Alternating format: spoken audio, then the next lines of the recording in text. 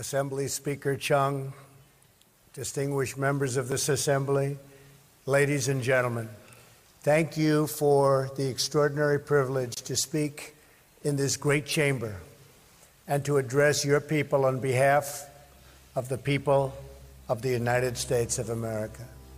In our short time in your country, Melania and I have been awed by its ancient, modern wonders, and we are deeply moved by the warmth of your welcome. Last night, President and Mrs. Moon showed us incredible hospitality in a beautiful reception at the Blue House. We had productive discussions on increasing military cooperation and improving the trade relationship between our nations on the principle of fairness and reciprocity. Through this entire visit, it has been both our pleasure and our honor to create and celebrate a long friendship between the United States and the Republic of Korea. This alliance between our nations was forged in the crucible of war and strengthened by the trials of history. From the Incheon landings to Pork Chop Hill, American and South Korean soldiers have fought together, sacrificed together, and triumphed together.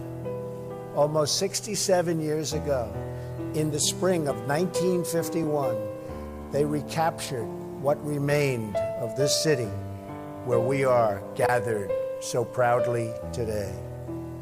It was the second time in a year that our combined forces took on steep casualties to retake this capital from the communists.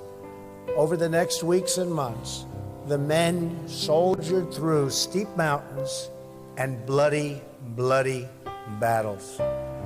Driven back at times, they will their way north to form the line that today divides the oppressed and the free. And there, American and South Korean troops have remained together holding that line for nearly 7 decades.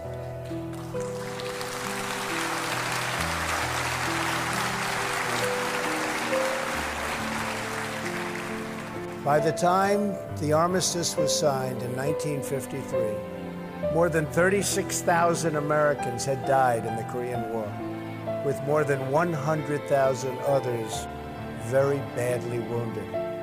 They are heroes, and we honor them. We also honor and remember the terrible price the people of your country paid for their freedom. You lost hundreds of thousands of brave soldiers and countless innocent civilians in that gruesome war. Much of this great city of Seoul was reduced to rubble.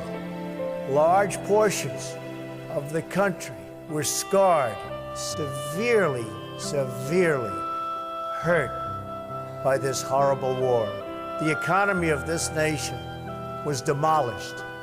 But as the entire world knows, over the next 2 generations, something miraculous happened on the southern half of this peninsula. Family by family, city by city, the people of South Korea built this country into what is today one of the great nations of the world, and I congratulate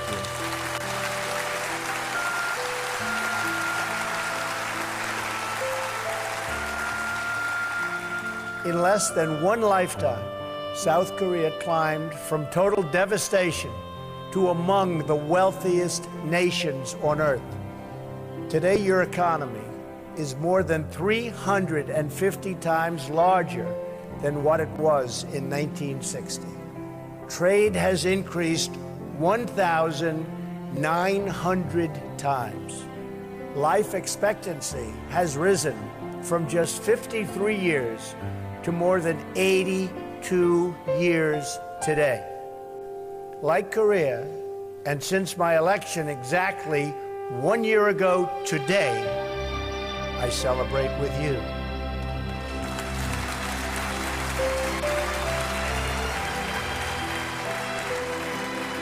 The United States is going through something of a miracle itself. Our stock market is at an all-time high. Unemployment is at a 17-year low. We are defeating ISIS. We are strengthening our judiciary, including a brilliant Supreme Court justice, and on and on and on. Currently stationed in the vicinity of this peninsula are the 3 largest aircraft carriers in the world, loaded to the maximum with magnificent F-35 and F-18 fighter jets. In addition, we have nuclear submarines appropriately positioned. The United States, under my administration, is completely rebuilding its military and is spending hundreds of billions of dollars to the newest and finest military equipment anywhere in the world being built right now. I want peace through strength.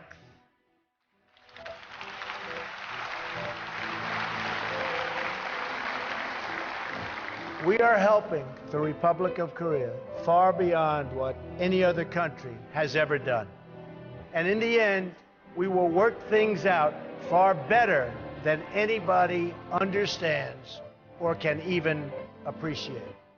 I know that the Republic of Korea, which has become a tremendously successful nation, will be a faithful ally of the United States very long into the future.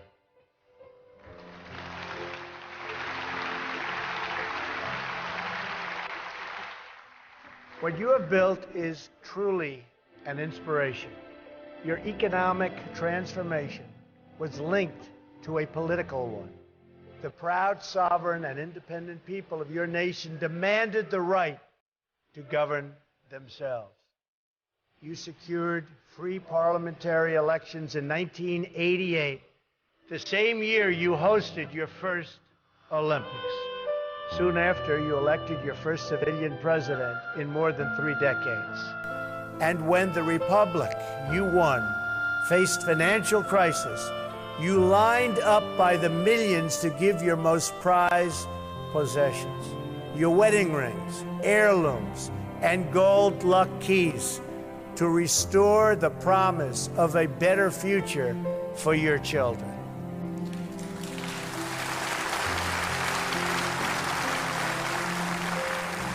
Your wealth is measured in more than money. It is measured in achievements of the mind and achievements of spirit.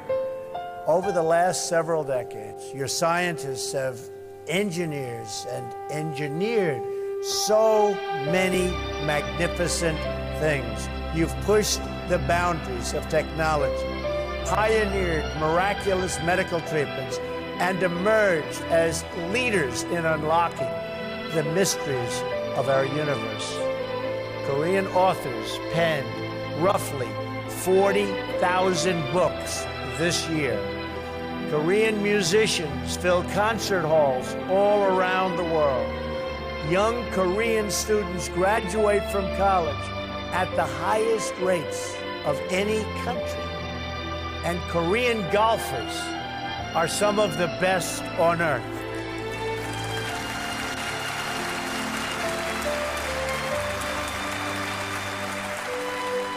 In fact, and you know what I'm going to say, the Women's U.S. Open was held this year at Trump National Golf Club in Bedminster, New Jersey. And it just happened to be won by a great Korean golfer, Sung-hyun Park. And 8 of the top 10 players were from Korea. And the top 4 golfers, 1, 2, 3, 4, the top 4 were from Korea. Congratulations. Congratulations.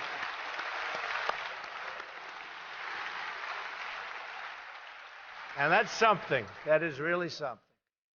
Here in Seoul, architectural wonders like the 63 building and the Lotte World Tower, very beautiful, grace the sky and house the workers of many growing industries. Your citizens now help to feed the hungry, fight terrorism, and solve problems all over the world. And in a few months, you will host the world, and you will do a magnificent job at the 23rd Olympic Winter Games. Good luck.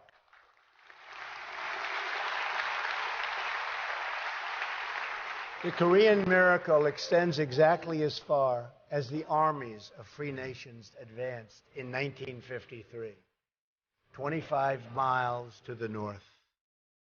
There it stops. It all comes to an end. Dead stop. The flourishing ends, and the prison state of North Korea sadly begins. Workers in North Korea labor grueling hours in unbearable conditions for almost no pay. Recently, the entire working population was ordered to work for 70 days straight, or else pay for a day of rest. Families live in homes without plumbing, and fewer than half have electricity. Parents bribe teachers in hopes of saving their sons and daughters from forced labor. More than 1 million North Koreans died of famine in the 1990s, and more continue to die of hunger today.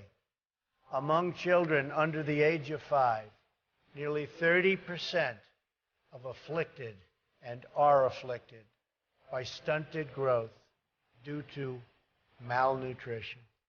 And yet, in 2012 and 2013, the regime spent an estimated $200 million, or almost half the money that it allocated to improve living standards for its people, to instead build even more monuments, towers, and statues to glorify its dictators.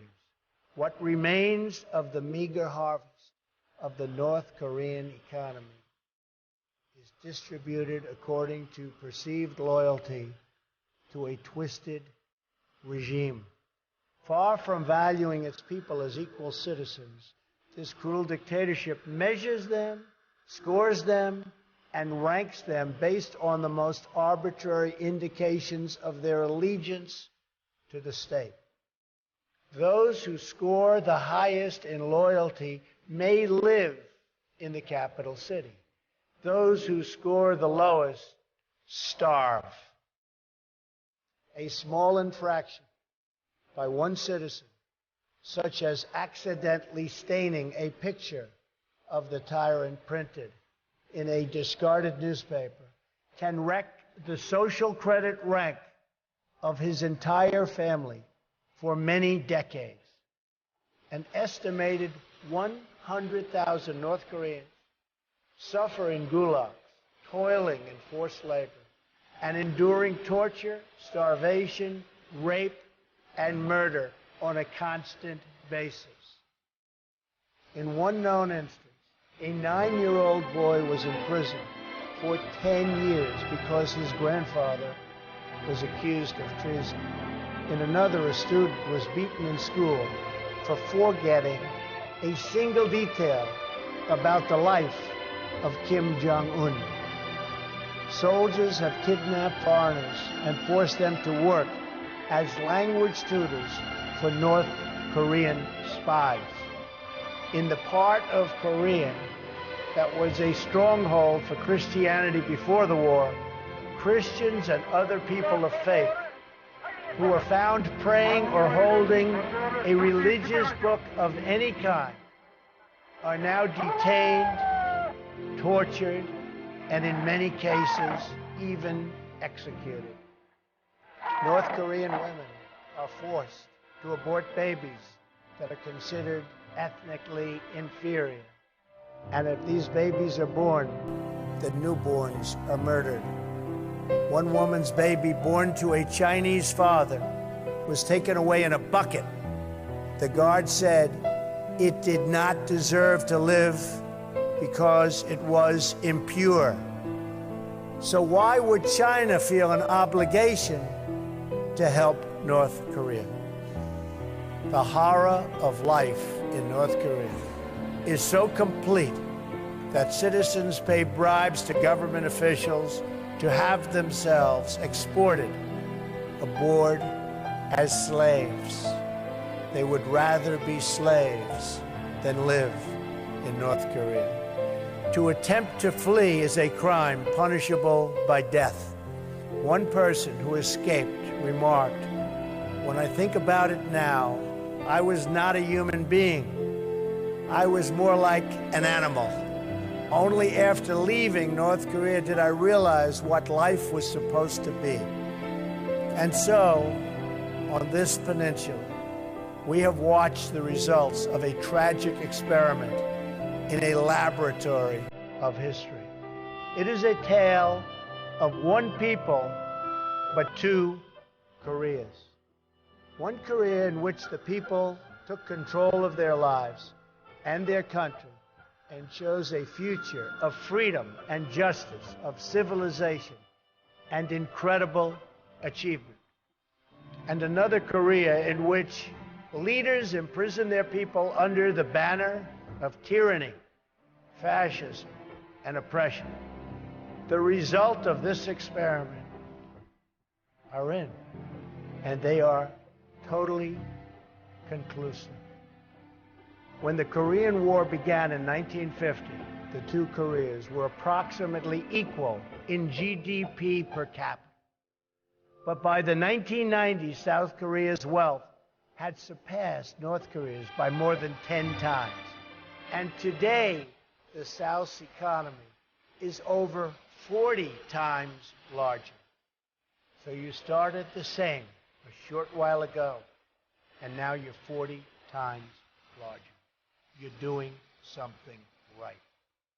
Considering the misery wrought by the North Korean dictatorship, it is no surprise that it has been forced to take increasingly desperate measures to prevent its people from understanding this brutal contrast. Because the regime fears the truth above all else, it forbids virtually all contact with the outside world. Not just my speech today, but even the most commonplace facts of South Korean life are forbidden knowledge to the North Korean people. Western and South Korean music is banned. Possession of foreign media is a crime, punishable by death. Citizens spy on fellow citizens. Their homes are subject to search at any time, and their every action is subject to surveillance. In place of a vibrant society, the people of North Korea are bombarded by state propaganda practically every waking hour of the day. North Korea is a country ruled as a cult. At the center of this military cult is a deranged belief in the leader's destiny to rule as parent protector over a conquered Korean peninsula and an enslaved Korean people. The more successful South Korea becomes, the more decisively you discredit the dark fantasy at the heart of the Kim regime. In this way, the very existence of a thriving South Korean republic threatens the very survival of the North Korean dictatorship. This city and this assembly are living proof that a free and independent Korea not only can, but does stand strong, sovereign, and proud among the nations of the world.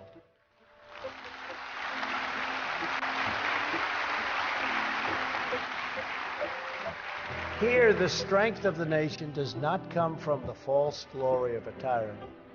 It comes from the true and powerful glory of a strong and great people, the people of the Republic of Korea. A Korean people who are free to live, to flourish, to worship, to love, to build, and to grow their own destiny. In this republic, the people have done what no dictator ever could. You took, with the help of the United States, responsibility for yourselves and ownership of your future. You had a dream, a Korean dream, and you built that dream into a great reality. In so doing, you performed the miracle on the Han that we see all around us, from the stunning skyline of Seoul to the plains and peaks of this beautiful landscape. You have done it freely. You have done it happily. And you have done it in your own very beautiful way. This reality, this wonderful place, your success, is the greatest cause of anxiety, alarm, and even panic to the North Korean regime. That is why the Kim regime seeks conflict abroad to distract from total failure that they suffer at home. Since the so-called armistice, there have been hundreds of North Korean attacks on Americans and South Koreans. These attacks have included the capture and torture of the brave American soldiers of the USS Pueblo, repeated assaults on American helicopters, and the 1969 drowning of a U.S. surveillance plane that killed 31 American servicemen.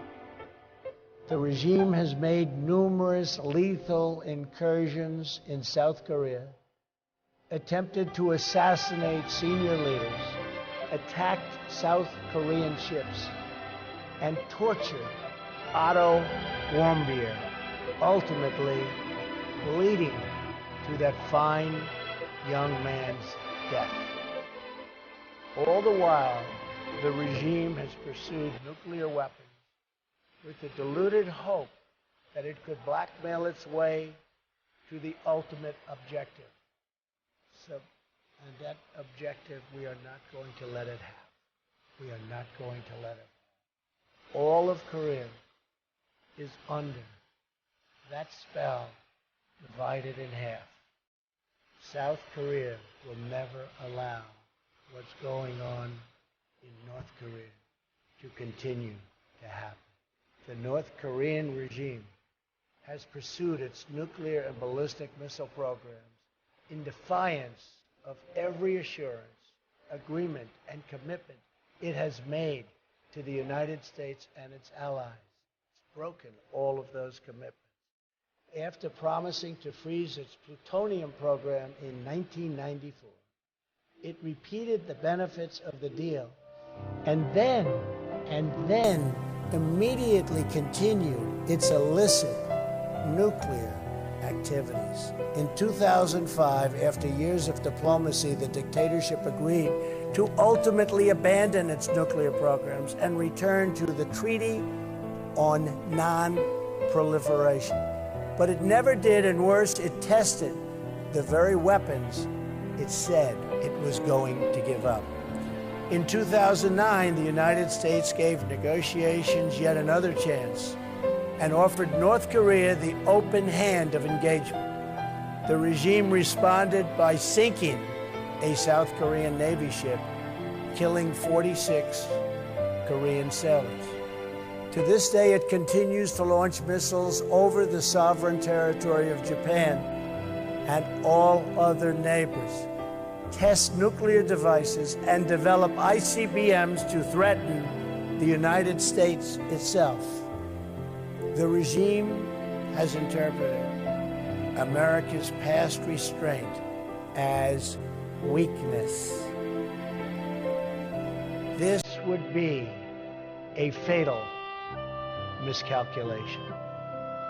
This is a very different administration than the United States has had in the past. Today, I hope I speak not only for our country, but for all civilized nations when I say to the North, do not underestimate us and do not try us.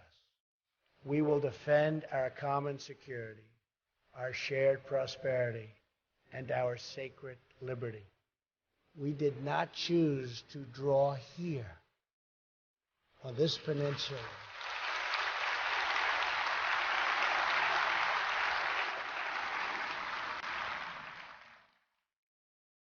This magnificent peninsula, the thin line of civilization that runs around the world and down through time. But here it was drawn, and here it remains to this day. It is the line between peace and war, between decency and depravity, between law and tyranny, between hope and total despair. It is a line that has been drawn many times in many places throughout history. To hold that line is a choice free nations have always had to make. We have learned together the high cost of weakness and the high stakes of its defense. America's men and women in uniform have given their lives in the fight against Nazism, imperialism, communism, and terrorism. America does not seek conflict or confrontation, but we will never run from it. History is filled with discarded regimes that have foolishly tested America's resolve. Anyone who doubts the strength or determination of the United States should look to our past, and you will doubt it no longer. We will not permit America or our allies to be blackmailed or attacked. We will not allow American cities to be threatened with destruction.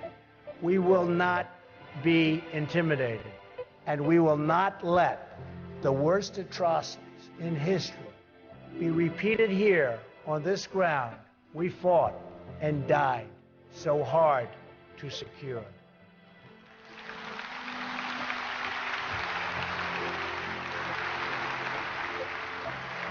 That is why I come here, to the heart of a free and flourishing Korea, with a message for the peace-loving nations of the world.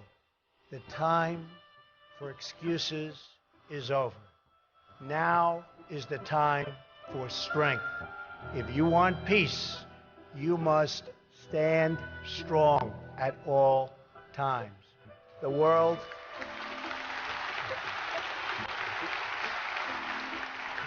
cannot tolerate the menace of a rogue regime that threatens with nuclear devastation. All responsible nations must join forces to isolate the brutal regime of North Korea, to deny it, and any form of it, you cannot support, you cannot supply, you cannot accept. We call on every nation, including China and Russia, to fully implement UN Security Council resolutions, downgrade diplomatic relations with the regime, and sever all ties of trade and technology. It is our responsibility and our duty to confront this danger together, because the longer we wait, the greater the danger grows, and the fewer the options become.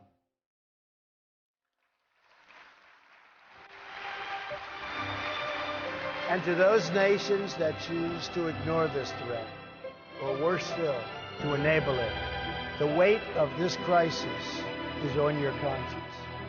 I also have come here to this peninsula to deliver a message directly to the leader of the North Korean dictatorship. The weapons you are acquiring are not making you safer. They are putting your regime in grave danger. Every step you take down this dark path increases the peril you face. North Korea is not the paradise your grandfather envisioned. It is a hell that no person deserves. Yet, despite every crime you have committed against God and man, you are ready to offer, and we will do that. We will offer a path to a much better future. It begins with an end to the aggression of your regime, a stop to your development of ballistic missiles, and complete, verifiable, and total denuclearization.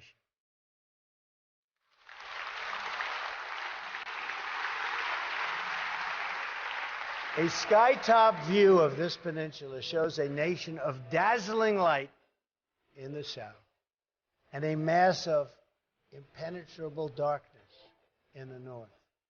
We seek a future of light, prosperity, and peace, but we are only prepared to discuss this brighter path for North Korea if its leaders cease their threats and dismantle their nuclear program.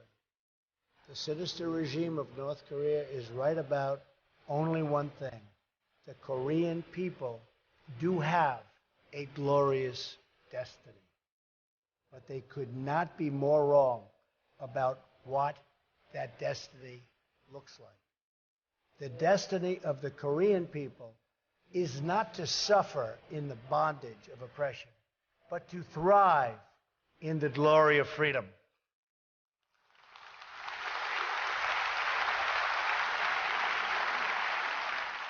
What South Koreans have achieved on this peninsula is more than a victory for your nation. It is a victory for every nation that believes in the human spirit. And it is our hope that someday soon, all of your brothers and sisters in the North will be able to enjoy the fullest of life intended by God. Your republic shows us all of what is possible. In just a few decades, with only the hard work, courage, and talents of your people, you turned this war-torn land into a nation blessed with wealth, rich in culture, and deep in spirit. You built a home where all families can flourish and where all children can shine and be happy. This Korea stands strong and tall among the great community of independent, confident, and peace-loving nations. We are nations that respect our citizens, cherish our liberty, treasure our sovereignty, and control our own destiny. We affirm the dignity of every person and embrace the full potential of every soul. And we are always prepared to defend the vital interests of our people against the cruel ambition of tyrants. Together we dream of a Korea that is free, a peninsula that is safe, and families that are reunited once again. We dream of highways connecting north and south, of cousins embracing cousins, and this nuclear nightmare replaced with the beautiful promise of peace. Until that day comes, we stand strong and alert. Our eyes are fixed to the north and our hearts praying for the day when all Koreans can live in freedom. Thank you. God bless you. God bless the Korean people. Thank you very much. Thank you. Thank you very much.